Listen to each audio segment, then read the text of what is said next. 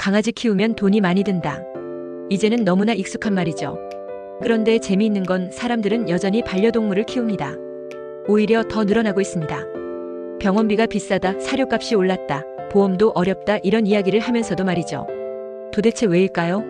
지금 대한민국은 그야말로 펫코노미 시대입니다. 반려동물을 단순한 동물이 아니라 가족으로 대하는 펫, 휴머니제이션 현상이 사회 전반에 퍼지면서 시장 규모는 폭발적으로 커졌습니다. 하지만 여기서 흥미로운 질문이 하나 생깁니다. 시장은 이렇게 커졌는데 왜 사람들은 점점 더 불안해할까요? 오늘 이야기는 바로 이 거대한 반려동물 시장 속에 숨겨진 성장의 역설에 대한 이야기입니다. 겉으로 보면 화려합니다. 반려동물 용품점은 늘어나고 펫 호텔과 펫 유치원, 펫 장례 서비스까지 등장했습니다. 반려동물을 위한 산업이 거의 하나의 인간 사회를 그대로 복사해 놓은 것처럼 보이죠. 시장 규모도 빠르게 커지고 있습니다. 한국의 반려동물 시장은 이제 6조 원 시대를 바라보고 있습니다. 그런데 바로 여기서 갈등이 시작됩니다. 가장 큰 충돌은 바로 반려인과 동물병원 사이에서 벌어집니다. 왜 같은 치료인데 병원마다 가격이 이렇게 다를까? 이 질문은 이미 많은 반려인들의 공통된 의문이 되었습니다. 실제로 동물병원 진료비는 병원마다 편차가 상당히 큽니다. 어떤 보호자는 몇만 원에 끝났던 치료가 다른 병원에서는 몇십만 원이 되기도 합니다. 그러다 보니 자연스럽게 과잉 진료 논란이 생기고 결국 반려인과 수의계 사이에는 깊은 불신이 쌓이기 시작합니다. 그런데 수의사 입장도 억울합니다. 인간 의료처럼 국가가 가격을 통제하는 체계가 아니기 때문에 병원마다 장비와 운영비가 다르고 전문 진료 영역도 다르다는 것이죠. 이 상황은 마치 서로 다른 규칙으로 게임을 하는 두 플레이어처럼 보입니다. 한쪽은 왜 이렇게 비싸냐고 묻고 다른 한쪽은 왜 우리 비용을 이해하지 못하냐고 말합니다.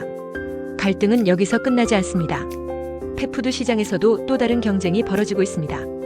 많은 반려인들이 사료를 고를 때 가장 먼저 보는 것이 바로 원산지입니다. 그리고 상당수가 해외 브랜드를 선택합니다. 이유는 간단합니다. 국산 사료는 왠지 믿기 어렵다는 인식 때문입니다. 이 인식은 국내 제조사들에게는 치명적인 문제입니다. 소비자는 해외 브랜드로 몰리고 국내 업체는 투자 여력이 줄어들고 결국 경쟁력은 더 떨어지는 악순환이 만들어집니다. 여기에 새로운 플레이어들도 등장합니다. 펫시터, 펫케어 서비스, 펫테크 스타트업 같은 신산업 기업들입니다. 하지만 이들은 또 다른 벽에 부딪힙니다. 바로 규정이 없는 시장입니다. 어떤 서비스는 합법인지 불법인지 경계가 애매하고 어떤 기준으로 허가를 받아야 하는지도 명확하지 않습니다. 스타트업 입장에서는 사업 자체가 하나의 모험이 되어버리는 셈입니다. 이렇게 보면 지금의 반려동물 산업은 묘한 구조를 가지고 있습니다. 겉으로는 엄청난 성장 산업처럼 보이지만 내부를 들여다보면 규칙이 정리되지 않은 거대한 시장입니다. 바로 이 지점에서 갈등이 더욱 깊어집니다. 특히 한국 시장에서 흥미로운 소비 심리가 하나 나타납니다.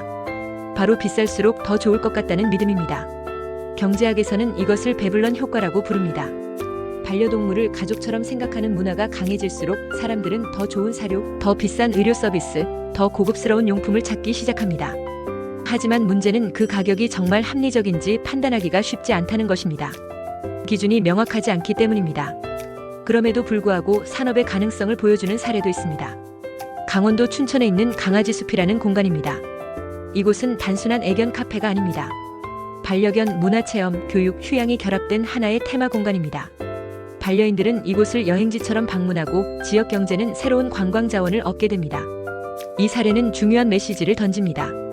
반려동물 산업이 단순히 상품을 파는 시장이 아니라 문화와 경험을 만드는 산업이 될 수도 있다는 가능성입니다. 하지만 여전히 해결해야 할 문제가 남아 있습니다. 지금의 반려동물 산업은 겉모습에 비해 내실이 약하다는 지적이 계속 나오고 있습니다.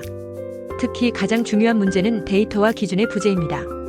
예를 들어 펫보험을 활성화하자고 말하지만 정작 보험 청구의 기준이 되는 표준 진료 코드조차 완전히 정리되지 않았습니다.